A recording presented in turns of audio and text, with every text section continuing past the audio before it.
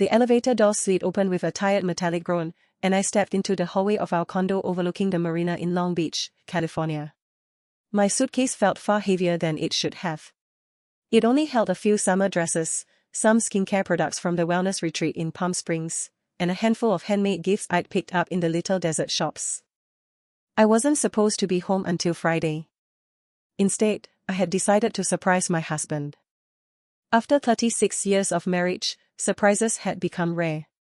Our lives had settled into predictable routines: morning coffee on the balcony, evening walks along Shoreline Village, quiet dinners while watching the sailboats drift through the harbor. There was comfort in that rhythm, but lately I'd begun to miss the excitement we once had. I wanted to see Daniel smile the way he used to. I imagined him opening the door, freezing for a second before wrapping me in one of those warm hugs that made every bad day disappear. That image stayed with me as I pulled my keys from my purse. But before the key reached the lock, I heard voices. The front door wasn't completely closed. Daniel had always been terrible about pulling it shut after bringing in groceries. At first I smiled. Maybe the television was on. Maybe one of the neighbors had stopped by. Then I heard a young woman's voice. Soft. Nervous. Barely above a whisper. "Are you sure this is the right thing to do?" she asked. "I don't want her to find out like this." Every muscle in my body froze. The hallway suddenly felt colder. I held my breath and listened more carefully. The voices weren't coming from the television. They were coming from inside my home. Only a few feet away. Then my husband's voice answered. Calm. Gentle. Almost protective. "Claire can't know yet." For a moment I wasn't even sure I'd heard him correctly. My name. He had said my name. "She deserves to hear the truth," the young woman whispered. "I know," Daniel replied quietly. "But not now. Especially not about the baby." The baby. Two simple words. They landed like concrete blocks inside my chest. The baby. My fingers tightened around my suitcase handle until they hurt. Questions exploded through my mind faster than I could process them. Baby. Whose baby? Who was standing inside my house? Why was my husband hiding another woman while I was hundreds of miles away? Every instinct screamed at me to burst through the door. To demand answers. To force both of them to explain. I could already picture it. Daniel turning pale. The young woman terrified. Voices rising. Accusations flying. But another instinct stopped me. One I'd never experienced before. If I walked in now, I'd never know the truth. Only whatever explanation they managed to invent. I didn't want excuses. I wanted facts. Slowly. Very slowly. I lowered my key.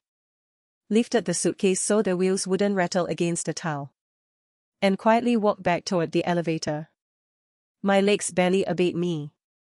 Outside, the California afternoon felt strangely cool despite the bright sunshine. Across the street stood a small waterfront park lined with palm trees and white benches facing the marina. I sat behind one of the large ficus trees where no one could easily see me. From there, I had a perfect view of our building's entrance.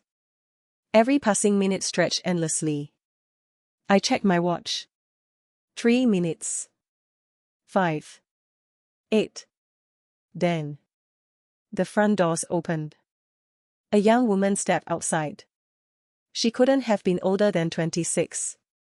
She wore faded blue jeans, white sneakers, and an oversized gray sweatshirt that looked 2 sizes too big. Her blonde hair was tied into a messy ponytail. She wasn't glamorous. She wasn't dressed like someone trying to steal another woman's husband. She looked exhausted. Her face was pale. Dark circles rested beneath her eyes. She carried a worn canvas diaper bag over one shoulder. No child was with her. She looked over both shoulders before walking toward the curb, where a rideshare SUV was already waiting. Before getting inside, she paused for just a second. She glanced back toward my building. Not with affection. Not with excitement. With fear. The car disappeared into afternoon traffic. I swallowed hard. My hands shook so badly I nearly dropped my phone. After several deep breaths, I found Daniel's contact and pressed call. The phone rang twice. Then he answered. "Hey, sweetheart." His voice sounded perfectly normal. Too normal. "Hi," I said, forcing my voice to stay steady. "Everything okay?" "Of course," he replied. "How's the resort?" I looked at the building where he'd just hidden another woman. "I decided to come home early." Silence. Only 2 seconds. But long enough. "I wanted to surprise you," I continued. "I'll be there in about 45 minutes. Another pause. Longer this time. Then he laughed. It sounded rehearsed. "That's wonderful," he said. "I can't wait to see you." I ended the call and stared at my reflection in the dark screen of my phone. For 36 years. I had always known when my husband was lying. And for the first time in our marriage, I realized he had gotten very good at it. I didn't go straight home.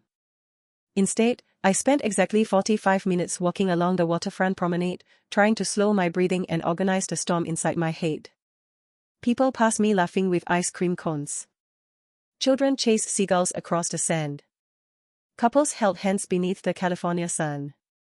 The entire world kept moving as if nothing had happened. Meanwhile, mine had stopped. When I finally walked into our building, I stood outside apartment 3B for a full minute before unlocking the door.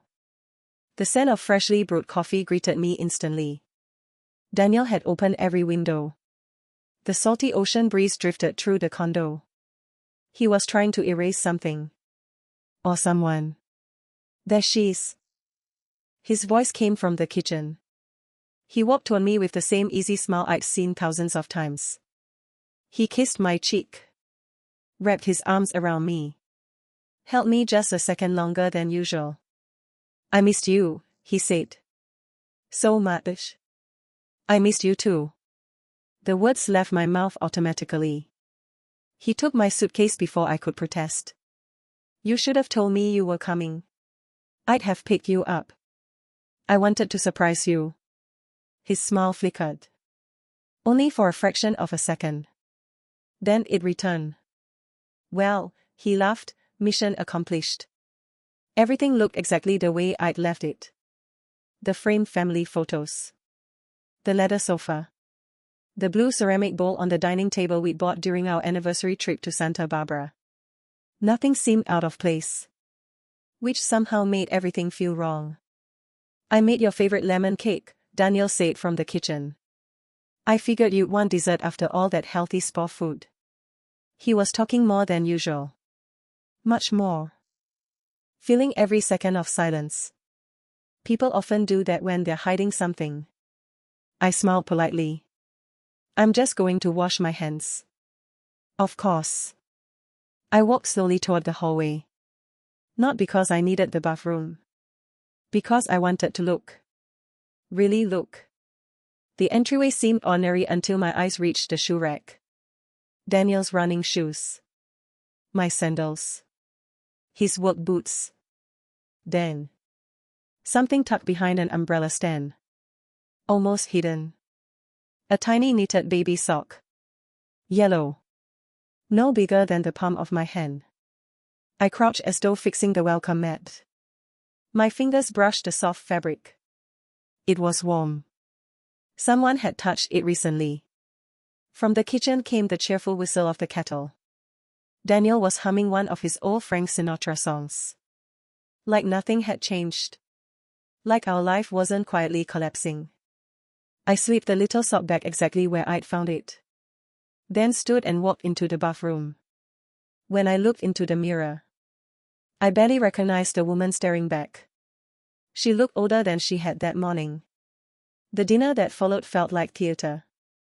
Daniel talked about everything except the one thing I desperately wanted to ask. The neighbor whose car had been towed. The leaking faucet. The baseball game he'd watched. A restaurant that had opened downtown. He cut me the largest slice of cake. Asked about my massage treatments. My back pain. Whether I slept well at the resort. He remembered every detail. Everything.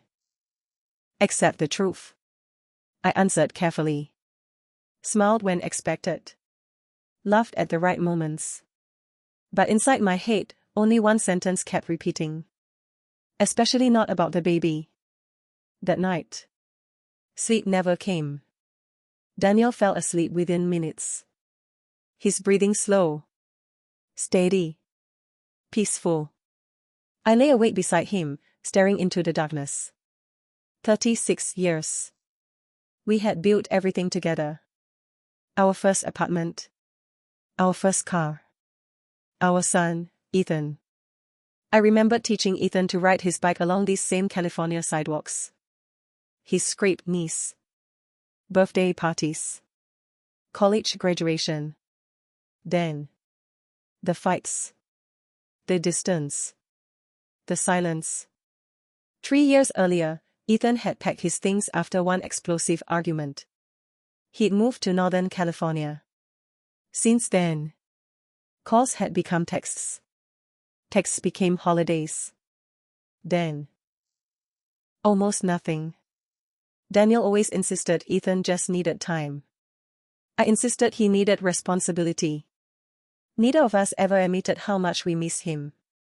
Around 3 in the morning, I quietly slipped out of bed. The hardwood floor creaked beneath my feet. Daniel didn't move. I walked into the hallway. His light jacket still hung on the coat rack. For several seconds, I simply stared at it. Then I reached into one pocket. Nothing.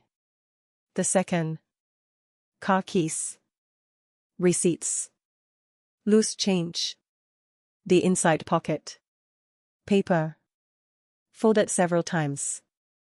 I carried it into the bathroom before unfolding it beneath the light. It was a pharmacy receipt. Dated yesterday. My stomach tightened as I read each item. Infant formula. Baby bottles. Diapers. Gas relief drops. Baby wipes. Thermometer. The total came to nearly $300. Not a single item belonged in our home. Daniel hadn't just met a woman. He was helping raise a baby. I leaned against the sink as my legs weakened. Could he really, at 62 years old, have another child? The thought felt impossible. Yet every piece of evidence pushed me toward exactly that conclusion. When morning arrived, neither of us mentioned the sleepless night. Daniel drank his coffee standing at the counter.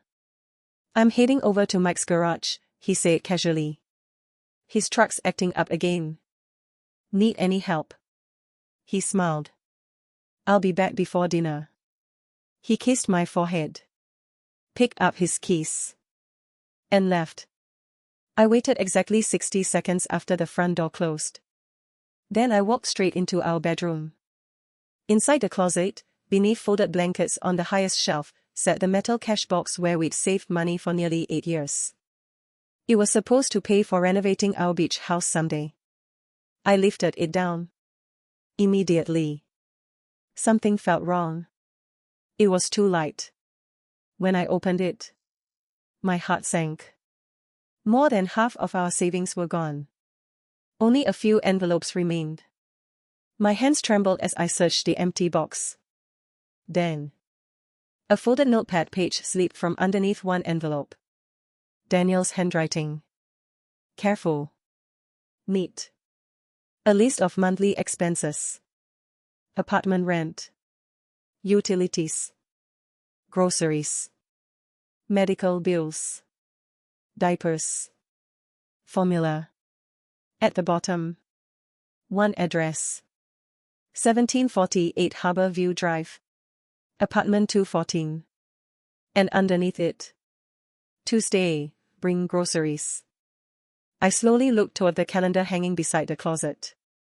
Today was Tuesday. For several seconds, I simply stood there staring at the address. 1748 Harbor View Drive. Apartment 214. The neat handwriting was unmistakably Daniel's. Every number had been written with care, just as he'd always balanced our checkbook or organized our bills. It wasn't just an address. It was proof. Proof that he'd been living a second life. I folded the paper carefully and slipped it back exactly where I'd found it. If Daniel was hiding something, he couldn't know I'd started putting the pieces together. Not yet. I grabbed my purse, put on a pair of sunglasses, and left the condo. The drive took just under 25 minutes. Traffic crawled along Pacific Coast Highway, but I barely noticed. My thoughts were louder than the engines around me. Every memory of our marriage now carried a question mark. The nights he'd claimed to be helping a friend. The weekends he'd disappeared, running errands. The withdrawals from our savings. Had all of it led here? Harborview Drive turned out to be a quiet residential street tucked between rows of eucalyptus trees overlooking Alamitos Bay. The apartment complex wasn't luxurious. It wasn't run down, either. Just ordinary. Fresh beige paint. Neatly trimmed hedges. Children's bicycles leaned against balconies. Laundry fluttered in the warm afternoon breeze. Apartment 214 faced a small courtyard with a playground. I parked across the street where my car blended in with dozens of others. Then I waited. 5 minutes. 10. 15. At exactly 11:03. A familiar silver SUV pulled into the parking lot. Daniel. My heart pounded so hard I could hear it. He parked near the entrance and stepped out carrying 2 large grocery bags. He looked around instinctively before opening the back of the vehicle. Instead of another shopping bag, he unfolded a baby stroller. I felt the air leave my lungs. The movement looked practiced. Confident. Natural. The same man who had once admitted he was terrified of holding our newborn son now unfolded a stroller with one smooth motion. He checked the wheels. Adjusted the handle. Placed the grocery bags underneath. Then disappeared inside building 2. I couldn't move. Images from 30 years ago flooded my mind. When Ethan was born, Daniel had been afraid to change diapers. Afraid to hold him without me nearby. He'd always joked that babies were too fragile. Now, he looked like someone who had done this every single day. Something didn't fit. I gave him 5 minutes. Then crossed the street. The apartment building smelled faintly of fresh paint mixed with laundry detergent. Apartment 214 sat on the second floor. The front door wasn't completely closed. One of the grocery bags was wedged against it. Inside, a baby was crying. The sound echoed through the small apartment. High-pitched. Desperate. Then I heard her. The same young woman. I'm sorry. I'm trying. Her voice cracked with exhaustion. He barely slept last night. I don't know what else to do. Daniel answered immediately. Here. His voice was softer than I'd heard in years. Let me take him. The crying slowly faded. Then stopped. I edged closer to the narrow opening between the door and the frame. Daniel stood in the hallway holding a tiny baby wrapped in a pale blue blanket. He gently rocked him back and forth. The infant settled almost instantly. The young woman watched him with tears in her eyes. I don't know what we'd do without you, she whispered. You've already done more than anyone else. Daniel smiled sadly. I made a promise. You shouldn't have to go through this alone. She looked down at the sleeping baby. He looks more like him every day. Daniel's expression changed. His shoulders slumped. I know. He has the same eyes. The same stubborn little face. My heart skipped. The same eyes? The same face? Who were they talking about? I leaned forward without realizing it. My hand brushed against the edge of the loose door. It swung inward with a loud creak. 3 heads turned toward me at once. Silence. Complete silence. Daniel froze. The baby slept peacefully in his arms. The young woman stared at me, her face draining of color. And my husband looked as though he'd just seen a ghost. Claire. His voice barely came out. For several endless seconds. No one moved. No one spoke. The only sound in the apartment was the quiet breathing of the sleeping baby. I looked from Daniel to the young woman, to the tiny child resting against my husband's chest. Every fear I'd carried for the past 24 hours exploded inside me. So, my voice sounded strangely calm. This is where our retirement savings went. Daniel took one careful step toward me. Claire. Please. Let me explain. I laughed. It wasn't a happy laugh. It was the kind people make when their hearts don't know whether to shatter or scream. You've been lying to me for weeks. I heard your conversation. I found the pharmacy receipt. I found the money. I found the address. You've been supporting another woman. My eyes dropped to the baby. And another family. The young woman suddenly stepped forward. No. Her voice trembled. Please don't say that. I looked directly at her. Then tell me I'm wrong. She opened her mouth. Close it again. Tears filled her eyes. Daniel slowly handed the baby back to her before turning toward me. His face looked older than it had that morning. Much older. Claire. What I'm about to tell you is going to change everything you believe about our family. Daniel didn't answer immediately. He stood perfectly still, his eyes locked on mine, as though searching for words that didn't exist. The young woman instinctively held the baby closer to her chest. I know what this looks like, Daniel said quietly. No, I replied. You don't. You have no idea what this looks like from where I'm standing. He lowered his eyes. You're right. I don't. I folded my arms tightly across my chest. Then start talking. Now. The young woman looked nervously between us. Maybe I should leave. No, Daniel interrupted gently. It's time. He turned toward me. Claire, her name is Emma. She gave me a hesitant nod. Hi. Her voice was barely audible. I didn't respond. Daniel took a slow breath. Emma isn't. He stopped himself. She isn't who you think she is. Really? I asked bitterly. Because from where I'm standing, she's the woman you've been secretly supporting with our money. I know. But you're wrong. My patience snapped. Then tell me who the baby's father is. Silence. Daniel closed his eyes for a brief moment. When he opened them again, they were filled with a sadness I'd never seen before. Ethan. The name hit me like a physical blow. I blinked. Surely I'd misunderstood. What? The baby's father. Daniel swallowed hard. Is Ethan. Everything around me seemed to lose focus. The apartment. The walls. The afternoon sunlight coming through the windows. It all blurred together. Our Ethan. I whispered. Daniel nodded once. I looked at Emma. She wasn't looking at me. She was staring down at the sleeping baby, gently brushing his tiny fingers with her thumb. No. I shook my head. No. That's impossible. Daniel's voice remained calm. They met almost 2 years ago. They lived together in Sacramento. They were planning a future. I stared at him. Why didn't I know any of this? His expression answered before he spoke. Because Ethan never told you. The room became painfully quiet. 3 years earlier. Our last conversation with our son had ended in shouting.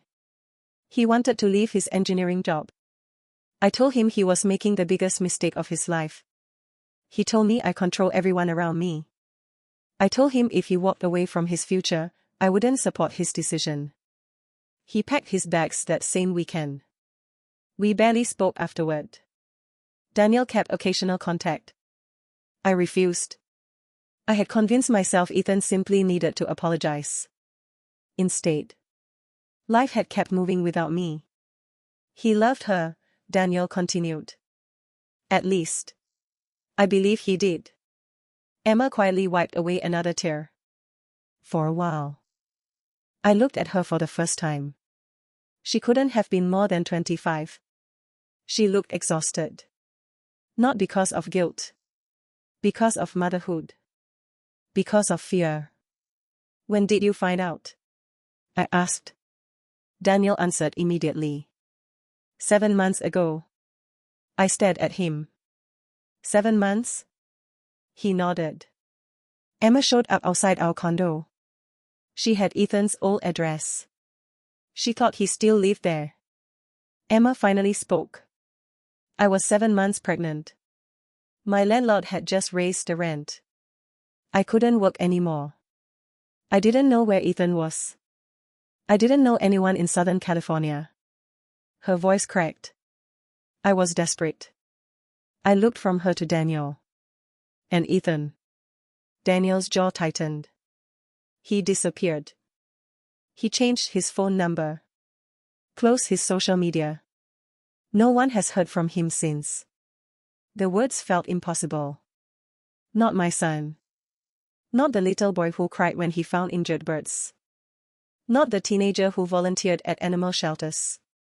Not the young man who promised he'd never become the kind of father who walked away. What happened? I whispered. Emma slowly reached into the pocket of her sweatshirt. She pulled out a folded piece of paper.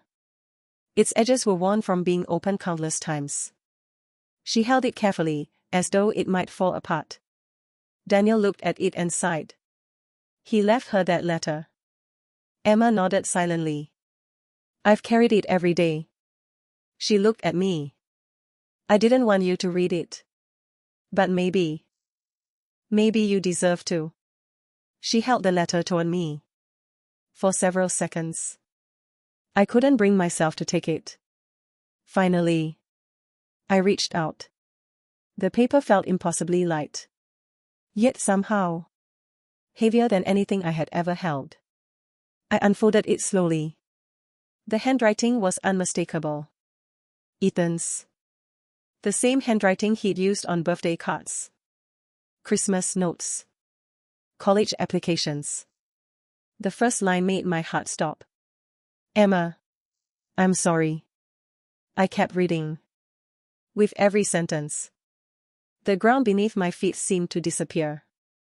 My hands began to tremble before I reached the second sentence. It wasn't just because the letter came from Ethan. It was because I suddenly realized that whatever was written on those pages had convinced Daniel to keep an entire part of our family's life hidden from me. I took a slow breath and continued reading. Emma. If you're reading this, it means I wasn't brave enough to tell you any of this face to face. I wish I could say I'm leaving because I don't love you. That would be easier. But I do love you. The truth is, I'm terrified. I've spent my entire life trying to become the man everyone expected me to be, and I still feel like I'm failing. I'm going to fail you too. The words blurred as tears filled my eyes. I blinked them away and kept reading. You're strong enough to be a mother. I'm not strong enough to be a father. Maybe one day I'll regret this. Maybe I'll regret it every single day for the rest of my life. But right now, running away feels easier than staying. My chest tightened. This wasn't the son I thought I knew. Or maybe it was. Maybe I had simply never allowed myself to see him clearly. Then I reached the final paragraph. The paragraph Daniel had feared most. Please don't ask my parents for help. Especially my mom. She isn't a bad person. She loves harder than anyone I've ever known. But sometimes her love feels like living inside a cage. Everything has to be her way. Every mistake becomes a lesson. Every decision becomes an argument. She'll tell you how to raise the baby, how to live, how to grieve, how to breathe. She honestly believes she's helping. But she doesn't know how to simply stand beside someone. She always has to lead them. If you want peace, Stay away from her. I'm sorry. Ethan. The apartment became perfectly silent. I lowered the letter slowly. It felt as though someone had reached inside my chest and pulled out every certainty I'd carried for decades. I couldn't speak. I couldn't even breathe properly. Daniel watched me without saying a word. Emma stood motionless, rocking the baby with tiny, nervous movements. Finally, I looked at my husband. You believed him? My voice barely existed. You really believe I would reject my own grandchild? Daniel closed the distance between us. I believed he believed it. There was a difference.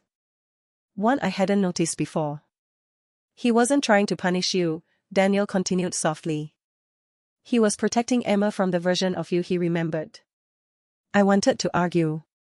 To defend myself. To tell him Ethan had exaggerated. But memories began appearing before I could stop them. Ethan at 17. Wanting to study music instead of engineering. I told him music was a hobby. Not a career. Ethan at 22. Wanting to move to San Francisco with friends. I reminded him how irresponsible that would be.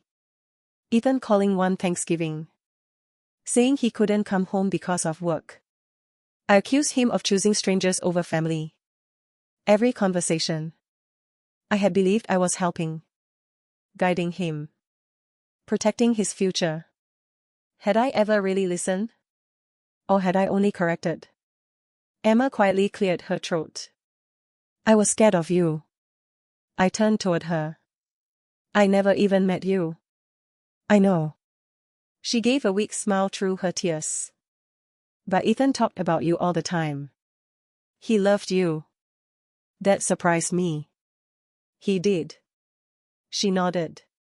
He admired how strong you were. How organized you were. How you always solved problems. She hesitated. But he also believed nothing he ever did was enough. The words landed harder than any accusation could have. Daniel gently placed his hand on my shoulder. The day Emma found me. She was living out of her car. I looked at him. She'd been sleeping in parking lots. My God. She had nowhere else to go. She'd sold almost everything she owned.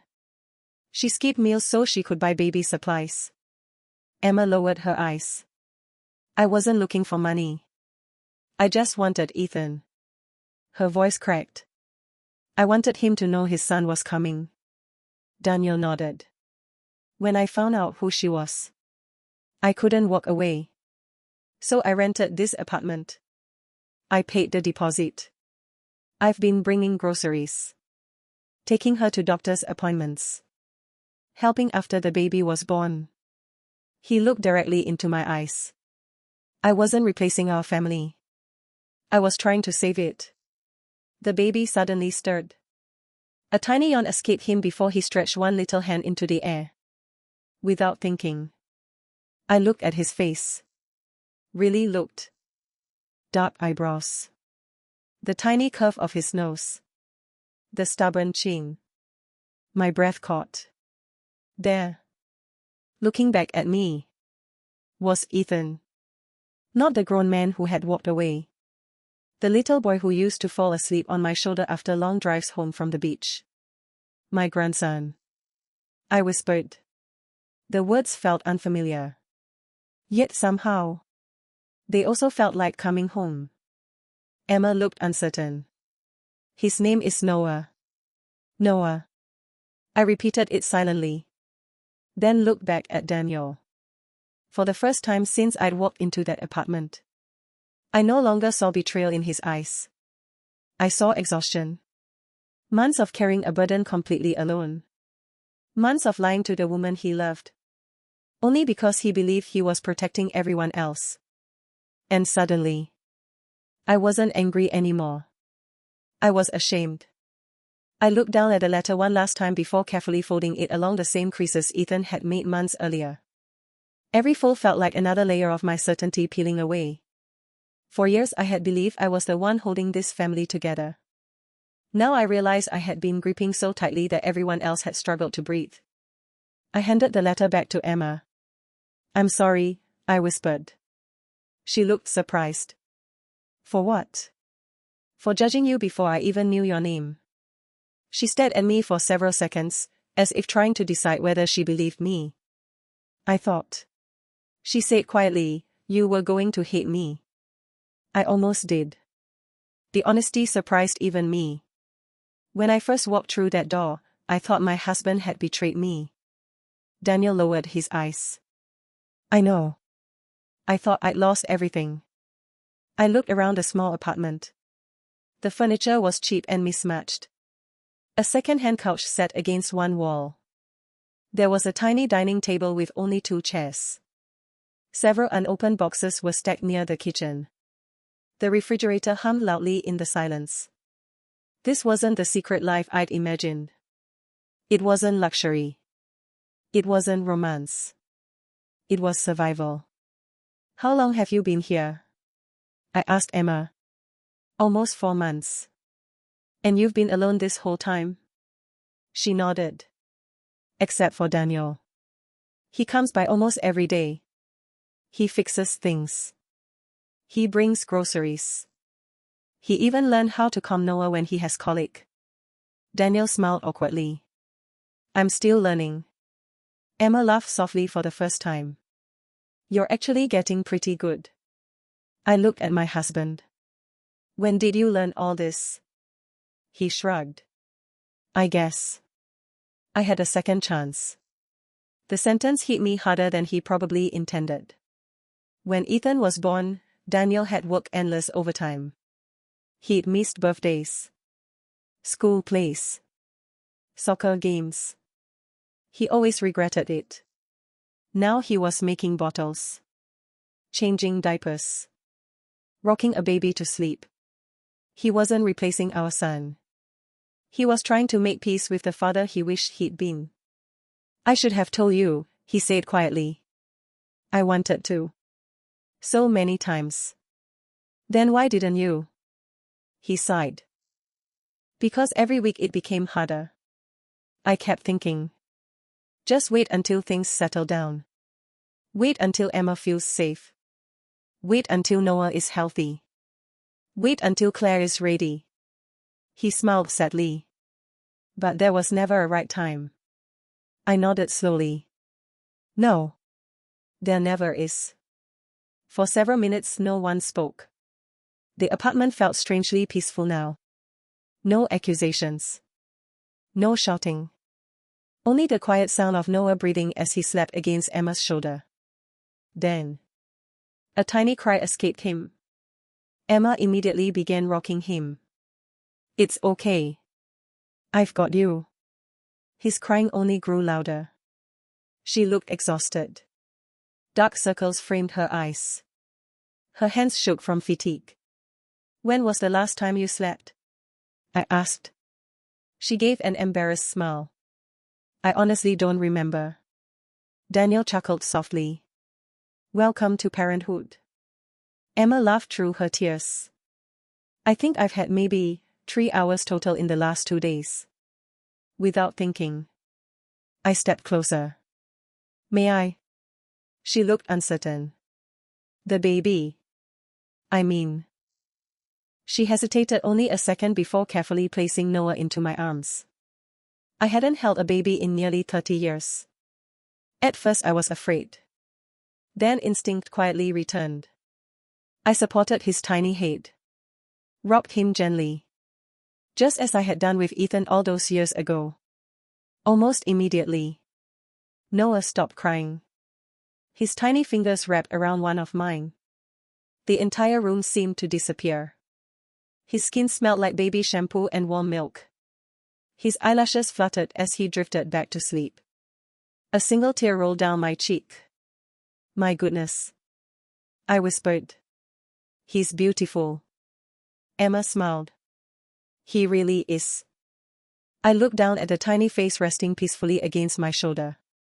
So stubborn already. Daniel laughed. Runs in the family. For the first time since I'd returned home. The sound didn't hurt. It healed something. Something I hadn't realized was broken. I gently kissed Noah's forehead. Then looked at Emma. You've been doing this alone? She nodded. I had no choice. You do now. She frowned slightly. What do you mean? I looked at Daniel. Then back at her. You are not alone anymore. She stared at me in disbelief. I don't understand. I took a slow breath. I can't change what Ethan did.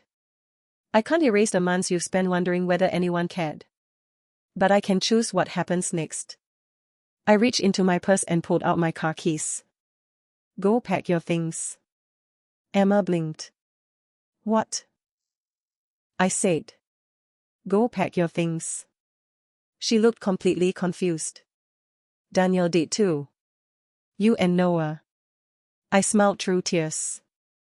Are coming home with us. Neither of them spoke. Emma simply stood there with tears streaming silently down her face. Daniel looked at me as though he couldn't quite believe what he'd just heard. And for the first time in months, hope quietly entered the room. Emma didn't move. She simply stared at me as if I'd spoken a language she didn't understand. Come home, she repeated quietly. I nodded. Yes. Her eyes immediately shifted toward Daniel, searching his face for confirmation. He looked just as stunned as she did. Claire. His voice cracked. You don't have to do this. I know.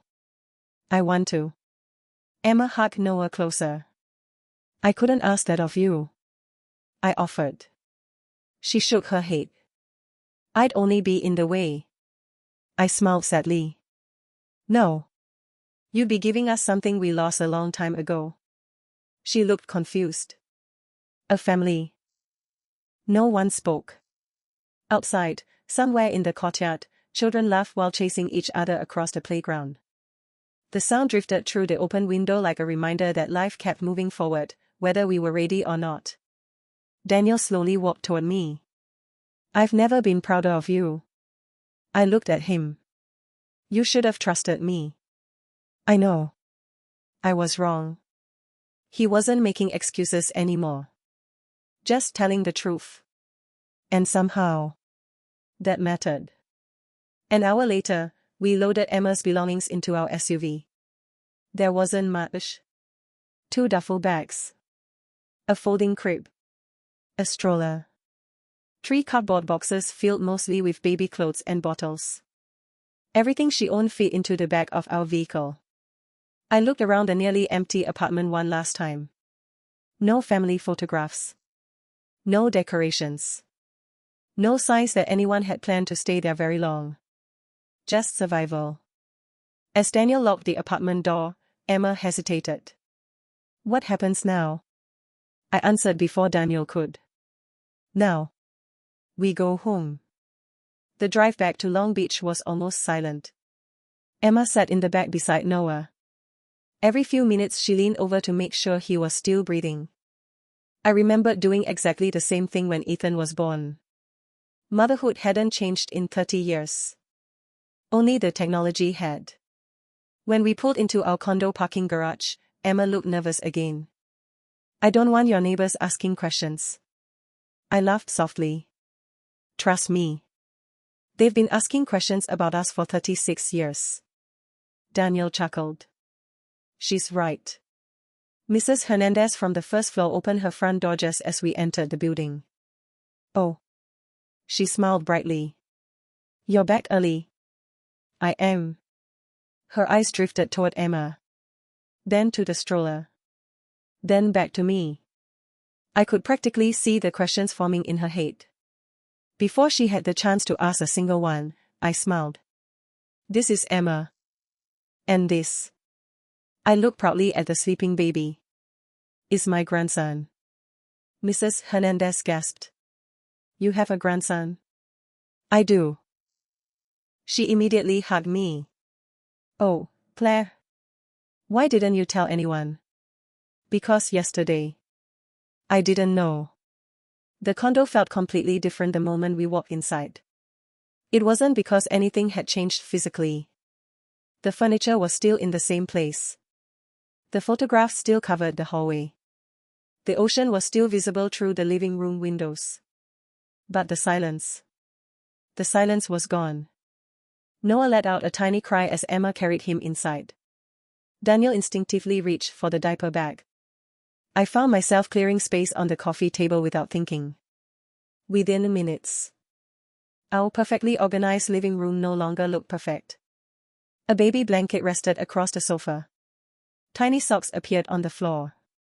Formula bottles occupied the kitchen counter.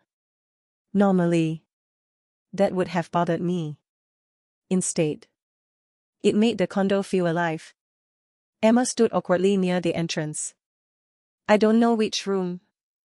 I interrupted gently. The guest room. She hesitated. I can't take your guest room. You can. It has its own bathroom. I couldn't. You already are. She looked ready to argue again. Daniel quietly placed one hand on her shoulder. You'll learn something about Claire. Emma looked up. What's that? When she makes up her mind, there's absolutely no changing it. For the first time all day, Emma laughed. A real laugh.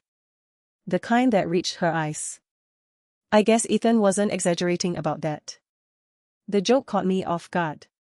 Then, to everyone's surprise, including my own, I laughed too. It felt strange. Almost unfamiliar.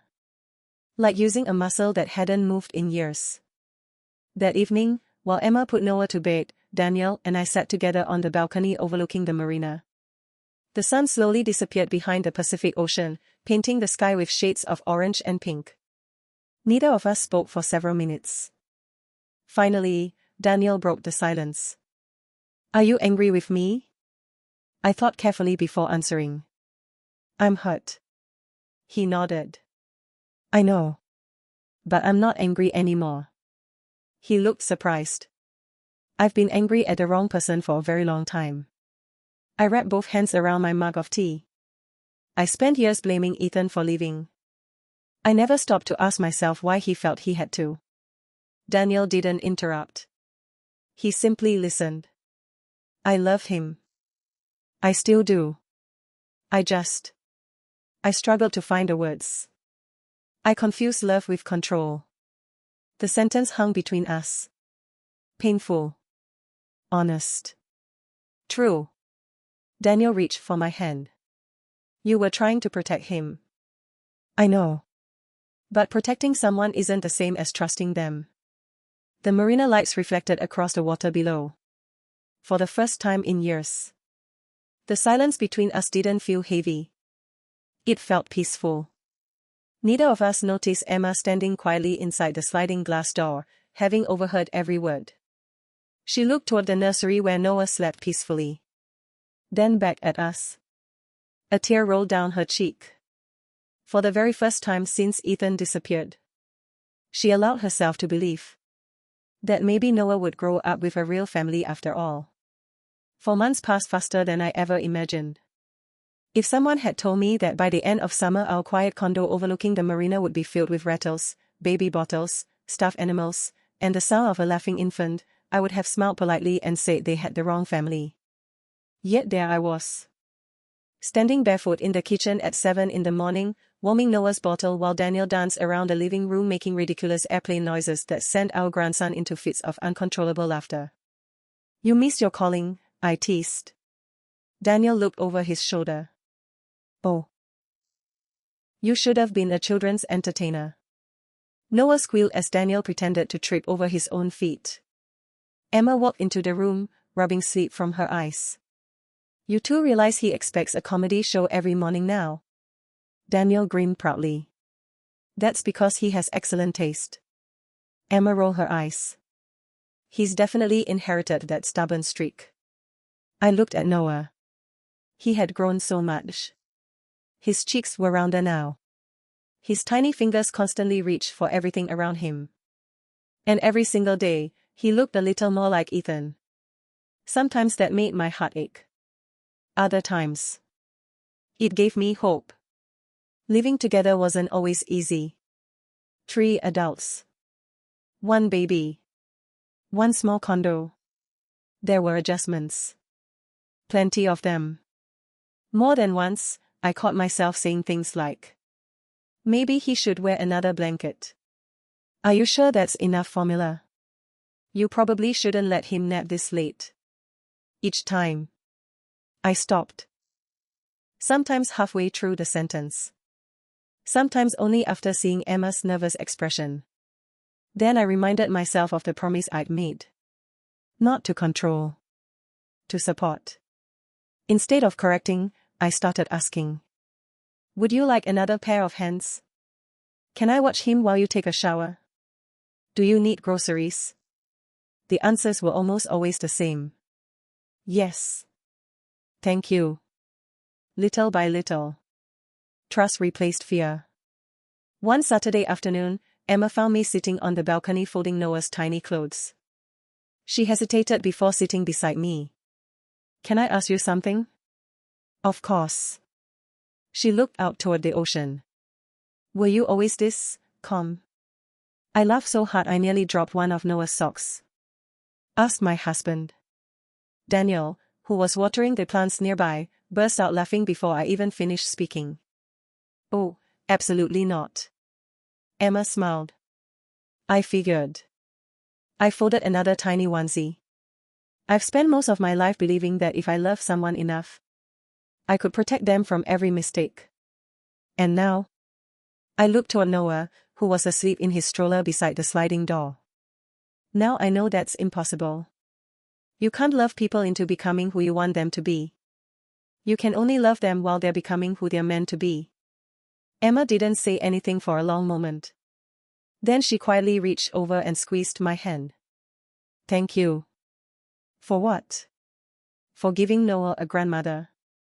I smiled through suddenly wet eyes. No. I whispered. Thank you. For giving me another chance to be one. A week later, something happened that none of us expected. Daniel's phone rang during dinner. He glanced at the screen. His smile disappeared instantly. I noticed the name before he turned the phone over. Ethan. For a second. No one moved. Emma stopped eating. Daniel looked at me. Then back at the phone. It continued ringing. Once. Twice. 3 times. Answer it, I whispered. He hesitated. What if he's not ready? I looked toward the nursery, where Noah slept peacefully after his evening bottle. I'm not sure any of us are. The phone stopped ringing. Silence filled the room. Then, a text message arrived. Daniel unlocked the screen slowly. He read it once.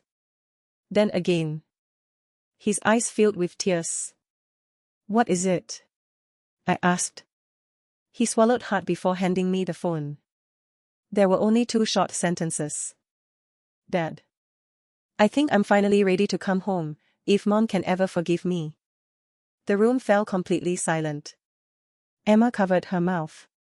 Daniel looked at me, unable to speak. I stared at the message until the words became blurry through my tears. For months, I'd imagined what I would say if Ethan ever came back. I'd rehearsed speeches. Questions. Accusations. Now, none of them mattered. I took a slow breath. Then typed just 7 words before handing the phone back to Daniel. Come home. We'll be waiting. As I pressed send, I realized something.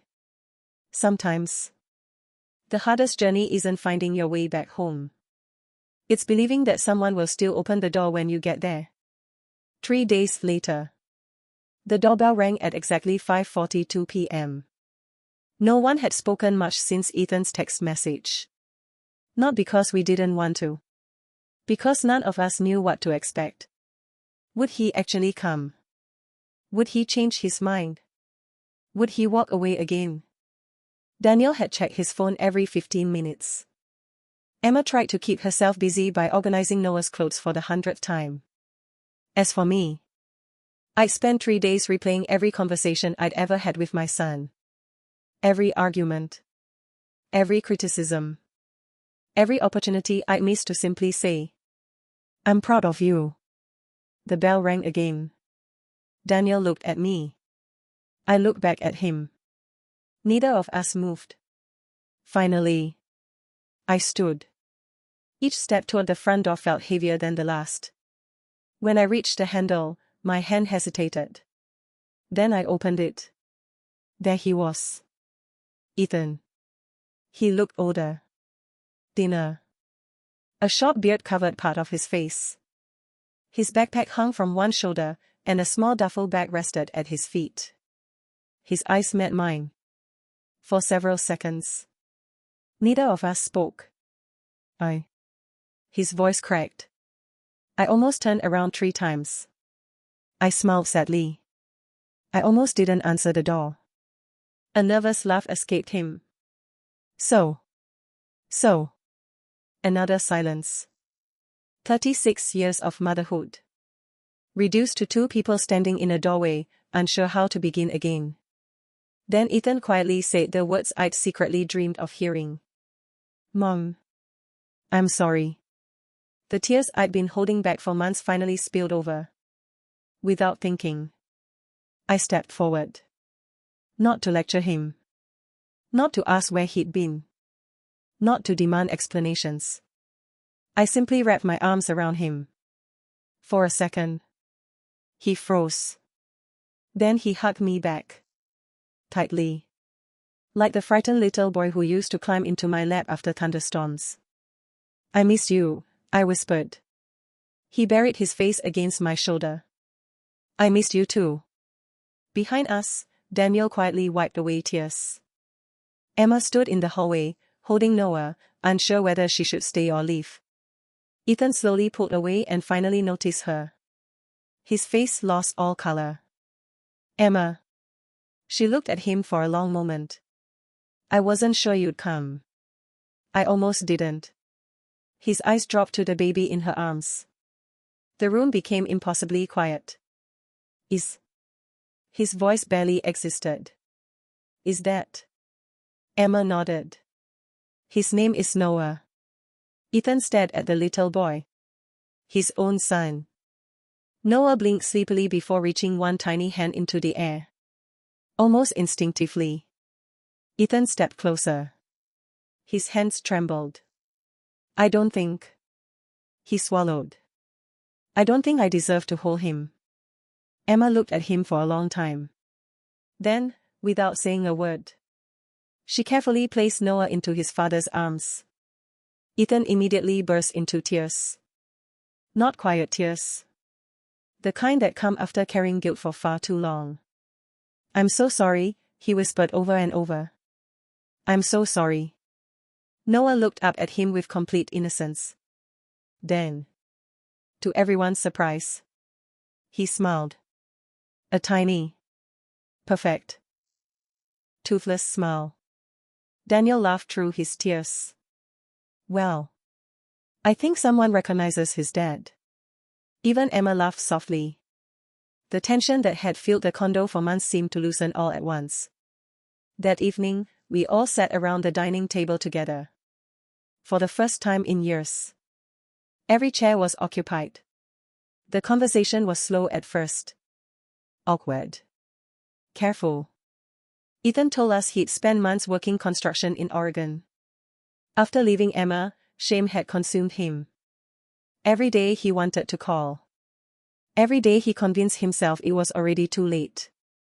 I kept telling myself, "They're better off without me." Daniel shook his head. "No family is better without the people they love." Ethan nodded silently. "I know that now." He looked toward Emma. "I don't expect forgiveness. I don't even expect another chance. I just..." He glanced down at Noah sleeping peacefully beside him. "Want to spend the rest of my life earning the right to be his father." Emma reached across the table. She placed her hand gently over his. "You don't have to earn the right. You have to show up. Every day. For him. For all of us." Ethan nodded. I will. Then he looked at me. And for you too, Mom. I smiled. You don't owe me perfection anymore. You never did. You just owe us honesty. He nodded. I can do that. Outside, the sun slowly disappeared beneath the Pacific Ocean, painting the sky in shades of gold and crimson. Inside. For the first time in years. Our family wasn't perfect. It wasn't easy. It wasn't completely healed. But it was finally together again. Spring arrived almost unnoticed. The jacaranda trees lining our street burst into shades of purple, their blossoms covering the sidewalks like a soft blanket. It had been nearly a year since I came home early from Palm Springs. A year since I stood outside my own front door, convinced my marriage had ended. Looking back now, I often think about how close I came to destroying everything with one wrong assumption. Sometimes the truth doesn't hide behind betrayal. Sometimes it hides behind love. The kind of love that is messy, complicated, and willing to carry impossible burdens for the people it refuses to abandon. Life settled into a new rhythm. Every Tuesday evening became family dinner night. No matter how busy work became. No matter how much traffic clogged the freeways. Everyone came home. Ethan found a steady job with an architectural design firm in Long Beach. It wasn't easy rebuilding trust. Some days he and Emma argued. Some days old wounds reopened. But unlike before, neither of them ran away. They stayed. They talked. They apologized. And they kept choosing each other. Again and again. Daniel often joked that Noah had become the true head of the household. None of us argued with him. By his first birthday, Noah had learned exactly how to charm every person in the room. He adored his grandfather. Every evening, the moment Daniel walked through the front door after work, Noah would wobble across the living room on his tiny legs shouting, "Papa." Daniel would scoop him into the air while Noah laughed so hard the neighbors probably heard him through the walls. Watching them together healed something inside all of us. As for me, I was still learning. Learning to ask instead of assume. Learning to listen instead of immediately offering advice. Learning that sometimes people don't need solutions. They simply need someone willing to stand beside them. Old habits don't disappear overnight. Every now and then I'd catch myself saying, "You should." Then I'd stop. Smile. And ask, "What do you think?" Emma noticed. One afternoon she hugged me unexpectedly. "You know, you're different." I smiled. "I hope that's a good thing." "It is." She laughed softly. "You still organize my pantry." "I can't help that." "And you still fold Noah's clothes with military precision." "Guilty." "But now." She squeezed my hand. "You let me be his mom." Those simple words meant more than she probably realized. One Saturday afternoon, while Noah napped upstairs, Ethan joined me on the balcony overlooking the marina. Neither of us spoke for a while.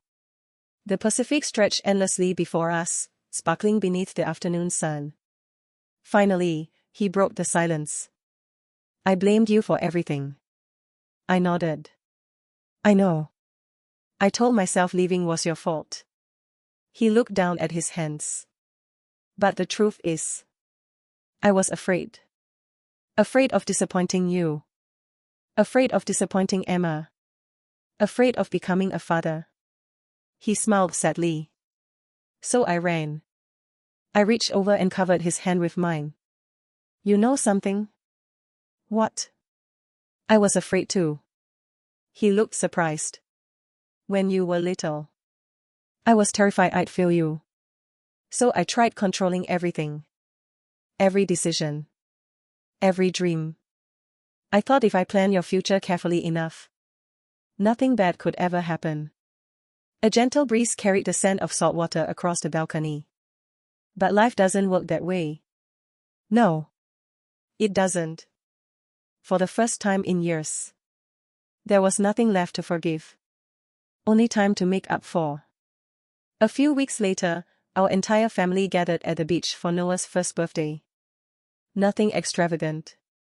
Just a few folding chairs. A homemade cake. Balloons tied to the picnic table. Mrs. Hernandez insisted on bringing enough food for 20 people. Daniel grilled burgers while pretending he wasn't secretly feeding tiny pieces of cheese to Noah. Emma laughed more than I'd ever seen before. Ethan carried his son across the sand, pointing toward the waves as though introducing him to the ocean itself. I sat quietly, watching all of them. The same family I had nearly lost. The same family that somehow found its way back. Daniel walked over carrying 2 cups of coffee. He handed one to me before sitting beside me.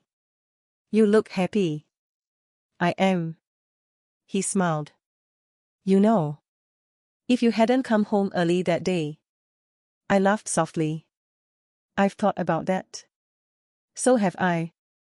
We watched Noah clap his tiny hands as a seagull landed nearby. "I almost hated you."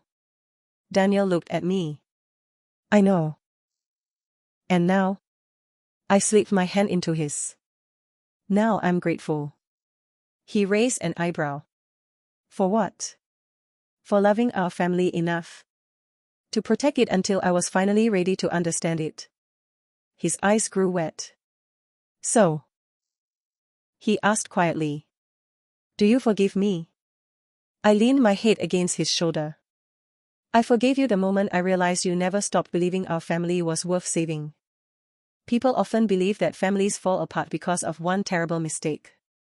In my experience, that's rarely true. Families slowly drift apart through silence. Through pride.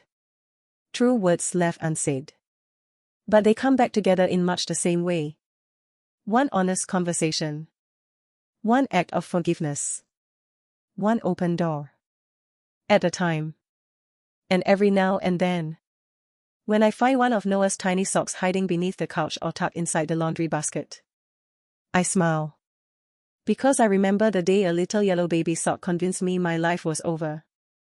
When, in reality, it was only the beginning of the most beautiful chapter our family had ever lived.